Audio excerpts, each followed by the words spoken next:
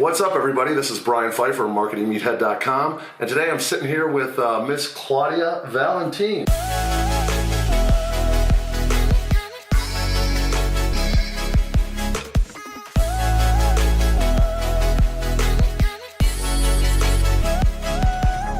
Is it Valentine? Valentine. Valentine. Okay, well, there's no E, so. Yeah, there's an E. Oh, is it? Yeah, my Twitter doesn't have it. The Twitter doesn't have it? Okay, Too many letters. So I can add the E to the cover. Okay, Yeah. well, that's news. All right, so today we're going to talk about marketing in general, and just so you know, Claudia here is a veteran adult film actress, and she's, pretty famous in the adult world. And she does all her own marketing now, right? Correct? I do. I took down my website and don't have anybody else running social media, so I have to do it old school, all by myself. Okay. So, tell me what's your main channel right now as far as getting like the word out there about what you do, and what's the purpose of getting the word out there? Do you get people to? I know I saw on your Instagram they have like an OnlyFans link, and when they join that, they have to put in their credit card in order to like talk to you, type of deal. I don't know how that all works, so maybe explain how that works. I don't really know how it works as well. I just don't upload my stuff. Okay. They have a subscription. Like it's by the month, and so the thing is, you keep adding stuff to your membership so they renew, or they have it on automatic renew. Okay, so it's a subscription model. It's a subscription. Is it like everybody pays like one rate, or is there different levels of subscription? The person whose profile you're connecting to has a rate on there, and sometimes they have a different rate for different subscriptions, or like a holiday or whatever, like a deal. Okay, in internet marketing, we call that a continuity model. So you want people to basically pay once, and then you want them to stay on like every month. Obviously, there's going to be what we call attrition, which is when people basically fall off. So you got to always be putting in new people into it's like an hourglass. We were at the store the other day, and the hourglass, everyone that comes out, you got to put a new person in basically, because there's always people going out and new people coming in. So, but I think they have it to where it's they sign up and then they forget about it, or they continue. But it's the membership automatically renews. It automatically renews, and then if their credit card expires, it probably sends them some kind of email. Yeah. So basically, they have like some way to like kind of keep them in, because I know that like one of my main credit cards expired like last month, and like I got like a gazillion emails from different companies because they're trying to make sure you put your new one in because they want that money every month. So so what's your main channel right now to get the word out? I know you have a Twitter and you have an Instagram. Do you have any other channels, and which one of those is the best for you? I think Twitter right now is what I mainly use, since there's not so much. You can do more nudity, or you can have like more like blatant talk, which is stuff from my industry. Right. But then there is Instagram, which everybody watches, but you're always having to make sure that everything's covered, and they're always having new rules. Like for Facebook, it's all family oriented. So you don't do any promotion on Facebook, right? I don't, but I do. Yeah. Okay. I have it on my profile where it goes, but you can't link your OnlyFans on there. Okay. And my other channel that I mostly use is Pornhub, and I definitely can't put Pornhub on there as a as a link. Link. That won't fly. No. Heck no. But you could link people over to maybe your own website. Do you have like ClaudiaValentine.com or Valentine? Yeah. No, I used to have that website up, but now like things have been going towards different channels, because like I used to have my website, but no one does memberships to websites anymore. They mostly do, because that would be like $20 per month, and people don't have $20, but they have $3.99 or $9.99 for all these different channels, and they can just do like monthly subscription, which everyone's going towards right now. So that's kind of like the range of the continuity model, like that low end, like $3.99, $5.99. I don't pay for any of those personally, so I don't really know what they cost. I was always under the assumption that it's probably going to be like $19.99 or $29.99, but it's more lower. It's gotten lower. Yeah, and then you have people that are like $3 because you just get them in, right? And then they subscribe. $3 a month consistently every month is like better than nothing, and you get enough of those people. Well, you get like 100,000 viewers. You get all these people. Sure. And they have different mediums. They have phone calls, they have text messages. You know it, you name it, they have it nowadays. So in order to talk to you, they have to pay more money? Is that kind of how it works? Yeah, they have like Skype, and they have like, so you can do Skype phone calls, you can do Facebook. Okay. Not Facebook, but Instagram phone calls and stuff like that. Oh, wow. Okay. Now, how about YouTube? Do you do anything with YouTube at all? No, I don't do anything with YouTube. I was just wondering, that's probably similar to Facebook as far as like what you can and can't put on there. I'm going to guess there's probably some censorship going on. Yeah. I'm going to assume. Yeah, and just most of it, like it's hard because I'm by myself, so I don't have like anybody recording me. And what I always want to do is kind of goofy stuff, and like I'd walk into like a 7-Eleven with like fishnets on, and like I've done it with Subway and stuff like that. Like I've just gone in and had like my boob out and like and just ordered a sandwich, and just people like just look at me and they don't tell me, and I act like I didn't realize that my boob was out there. You might be able to do that kind of stuff on TikTok. Have you thought about that at all? Yeah, I was looking at TikTok to see what it is. Because TikTok's kind of like the newest, hottest thing right now, and I think you can get away with some pretty, racy stuff on there. I don't know 100% the rules of TikTok. It'd probably be a good idea to review the terms of service. Yeah. But I think that would be something like, if you can do stuff like you just mentioned on TikTok, I can guarantee people are going to go crazy for it. Yeah. Like, and that could be another way to like really build your fan base up, because there's a lot of people. The problem with the people on TikTok is it's a lot of kids and young people, but that doesn't necessarily mean they don't have $3.99 a month, or $5.99 a month, or whatever it is. So there was also subscriptions to Snapchat, so they can do like more than just one video. So they would have a regular Snapchat account, and then you have your premium one that you can upload to just specific profiles. So you're not just uploading to everybody. So then you could do the nudity and hardcore stuff that they were. That you can do that on Snapchat?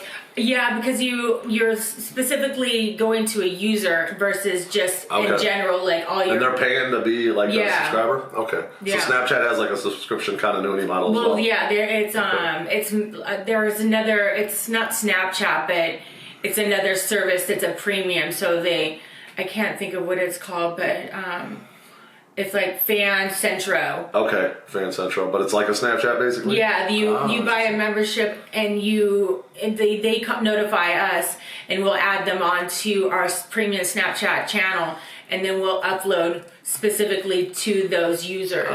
Interesting. So it's kind of like they're connected API-wise to Snapchat. So you can shoot on Snapchat, but you can only send it to the people that are like subscribers. Yeah. So if you do it to everyone, you just say like all your friends. Okay. You can't do any nudity or any lewd conduct. But if you can upload it to specific persons, people. Persons, people. People. That's interesting. It's interesting. Yeah. All right, so those are the main channels, Twitter, Instagram right now. And how many followers do you have on Twitter? Like about 40K, 37K? I don't know. I have probably 30 something. Yeah. I mean, I've left the industry a couple times, so like my viewers have gone disappeared, or people, like I've changed my hair color, and people just don't even recognize me anymore, and they're like, "Oh, you're back." And I'm like, I never really left. So I know on Twitter, in order to see like the adult content, you have to go into the settings and you have to allow the adult content to come through, because it's automatically blocked. They shadow ban you a lot. So like if you put a lot of hashtags and stuff on there and do nudity, it's harder for people to come find you because they shadow ban you. I've been shadow banned a few times, and people can't even find me. They find my fake profiles and stuff like that, but people make fake profiles and stuff. That's steal your pictures. Steal your pictures. Interesting. Yeah. So, what are your plans kind of going forward with the whole marketing? Do you have a website currently, or? No, I don't. I took it down. I'm not sure what to do with them. I have 2 websites that are parked right now. I'm going to search, because it's a relatively new thing. It's like within the last month, I've just taken them down and take all my content, and I'm redistributing through channels, and I can cut it up and send them out to all these different channels over and over and over, and just cut them up and do compilations. I could just do 15 minutes. I could do 2 minutes. So when you send that, like say you take a clip and you send it to an adult site, for example, and then they upload it, or you upload it to their site. Do you get paid a commission on that? How does that work? Like say with Pornhub, like you get a percentage of the people who already, say if they have a membership to Pornhub and they get everything streaming, they just free streaming. Okay. You still get money for all those memberships that they have a membership to Pornhub. Okay. And then there's some they want to specifically download that specific movie. So you get a portion of that too. Okay, interesting. So, but you don't have a payout until like $100, and there's a lot of them that are you could do clips for sale. You have there's so many different channels that are out there. Oh, interesting. It's mind-boggling, like trying to get a hold of what's my content, and that's my website used to hold on to it, and they're not allowed to hold on to it anymore because it's mine. Okay. And it was not made by them, so it was specifically made by other directors, and so I'm having to look on all these sites and go back to whoever's posting them and saying, if you don't take it down, it's I'm going to get a lawyer involved. So. Okay. So it's you still have to protect yourself. Yeah, it's your content, so you should be the one getting paid on it, not somebody else. Because other people, what they do is they take your content and they upload it, and they're getting paid on it. Basically, is that what's happening? Okay. Yeah. Interesting. You always have to protect yourself. Yeah. So what are your plans going forward here with the adult industry? Is it something that you're going to continue to pursue? I know you mentioned to me before that you were thinking about moving on to a different career here. The avenues are always open. Yeah. I think I'm just going to continue, whether or not I stay in the adult industry or move on. I'm still going to be uploading my content because it's mine. It's my free money. It just takes time to edit them and redistribute it. And uploading is so time consuming. I wish I could have somebody just to sit there and upload. Well, you could find an assistant to do that for you on Upwork or Pfeiffer. You got to pay for that. It's my money. I know. You can pay for that. I have a full-time assistant already, so. But, well, maybe they can assist. Yeah. Well, she's been with me for 11 years. She's awesome. But all right. Anything else that you wanted to add to today's interview? Hopefully, you guys got some out of today. Well, you can look me up on Claudia Valentine without it's Valentine. I'll put a link and then I'll flash it here on the screen. Yeah, without the E, and then it's just Claudia V on Instagram. Claudia V on Instagram. It's just Claudia V. I'll put a link to that below on here. I can't think what else I'm doing. Yeah, I have Snapchat and some other ones, but they're always you go to one channel or one profile and they're all listed there. Okay. So do you have a Snapchat too? You want to add that? Yeah, my Snapchat is I don't know what it is anymore. You'll have to tell me, and I'll put it on the screen as well, so everyone can. I just had that knocked down, so I have a whole nother profile. They took it down? Yeah, it wasn't even nude on it. I don't put nudes unless somebody's paying for me. So somebody just took you down. So that's one lesson you can learn from today's interview is that you never want to have just one traffic source. Well, you don't want to have enemies. And you don't want to have enemies too. Because somebody's always going to report you. And then you're going to be taken down. They can always say that you were nude or you were harassing them. And nowadays, with the way some of the social medias go, there's not even a customer service to contact you. You just have to move on. Start over. Don't look back. Yeah. Well, it's happened to me before. I've lost my entire Facebook profiles.